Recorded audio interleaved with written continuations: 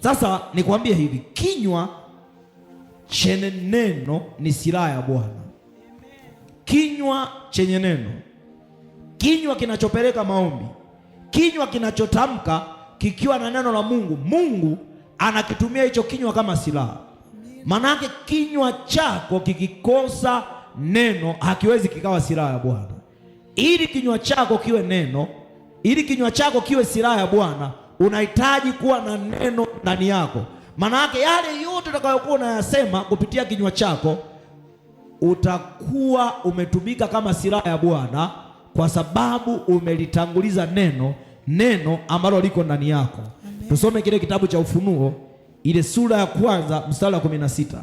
Sema, naye alikuwa na nyota saba katika mkono wake wa kuume, na upanga mkali wenye makali kuwili ukatoka katika kinywa chake, na uso wake kama jua liking'aa kwa nguvu zake. Anasema upanga mkali wenye makali kuwili ukatoka katika kinywa chake. Hapa Biblia haisemi kwamba upanga ulishikwa mkononi. Biblia inachosema upanga ulitoka kwenye nini?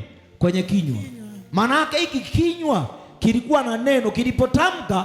Manake kinywa cha mtu kinapotamka neno, kinachotoka kwenye kinywa chake ni upanga. Amen. Haleluya. Amen. Haleluya. Amen. Nasema tena, kinywa chako kinapolitamka neno la Bwana kwenye maombi ya vita, shetani anachokiona sio maneno. Shetani anachokiona ni upanga umemjia.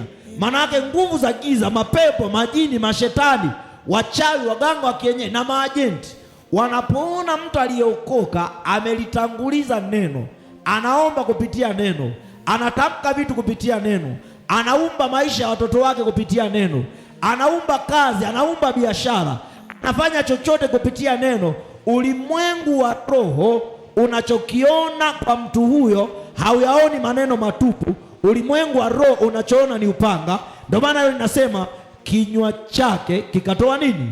Upanga.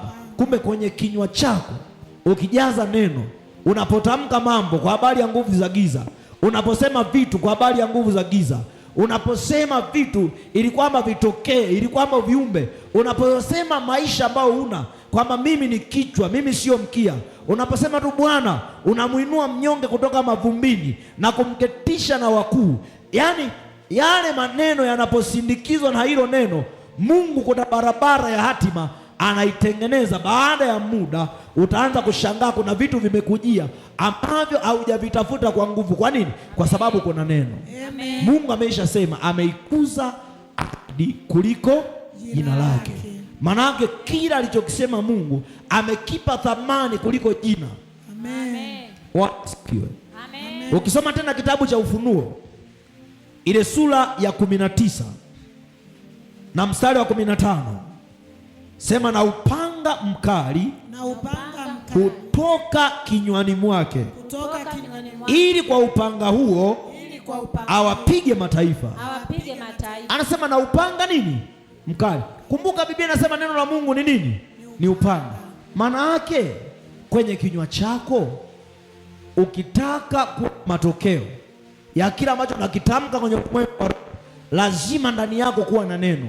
Amen. Sasa unaweza ukawa na upanga lakini usiwe mkali. Sawa eh?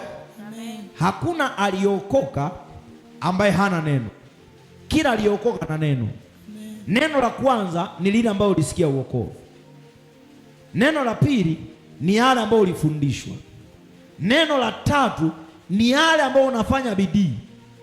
Manake ulipopokea uokovu kwa kusikia neno, ndani yako kilichofanya moyo wako ukalainika, ukaona hapa namhitaji Yesu, ni kwa sababu ule upanga ulipita ndani yako ukaondoa moyo mgumu ukakata. Ndio pale anaposema ataondoa moyo wa jiwe na kuweka moyo wa nini? Wa nyama. Kwa hiyo Mungu alikuponda akakatakata ukasikia, ukaona okay, ninamhitaji Yesu, ndio ngoja niokoke. Umesikia neno, ameingia ndani tayari. Amen. Lakini kiwango cha pili unafundishwa neno kama ninachokifanya hapa. Hapa ninakunoa kuweka upanga wako sawa sawa. Lakini ukishazungumza upanga mkali, ni yule sasa anayetafuta kujua katika kiwango cha bidii. Amen. Ili upanga uwe mkali, unaposema neno kuwe na makali, lazima kuna muda wa ziada nje ya muda kanisani. Amen. Kiwango hiki cha kusikia neno kanisani hata wapagani wanasikia, lakini kiwango cha kutafuta Mungu, kumjua binafsi, hicho ni kiwango cha watu ambao wamemaanisha kwamba tumekuja duniani tumebeba ajenda na nataka tutimize. Amen. Ukishajua una kusudi la Mungu ndani, ukishaelewa ya kwamba Mungu hajakuokoa kwa hasara, hauwezi ukaacha maombi, hauwezi ukaacha neno, hauwezi ukaacha kusoma Biblia yako vizuri, hauwezi ukaacha. Amen. Watu bado wanayadharau maisha ya uokovu. Hata baada ya kuokoka bado kuna namna ambayo hauoni neno kwamba lina msaada kwenye maisha yako. Wewe ambaye usomi neno, ndo wewe huyo unayeshinda Facebook. Wewe ambaye usomi neno, wewe ndo huyo unayejua Dar es Salaam kimetokea nini sasa hivi na upo Mafinga hapa. Wewe ambaye usomi neno, wewe ambaye usomi neno, unawafahamu hata watu ambao hujawahi kuonana nao.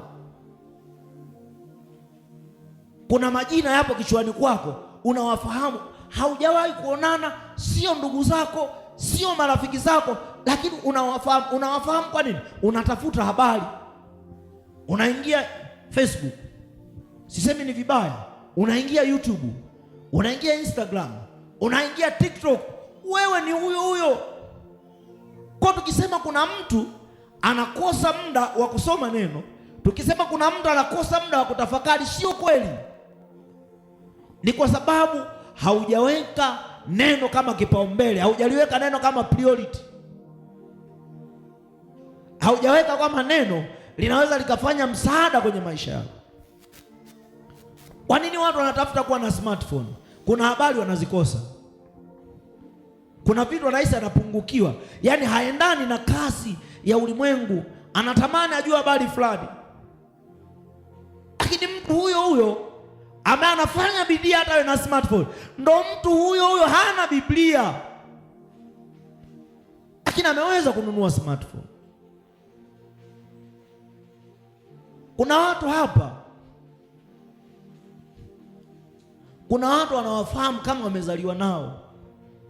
Kuna watu hapo ukiwaambia nisimulie historia ya Marekani, anaweza akakusimulia historia ya Marekani, hajawahi hata kufika Marekani. Lakini mtu huyo ukimwambia hebu niambie maisha ya Daudi yalikuwaje, unajifunza nini kwa Yusufu,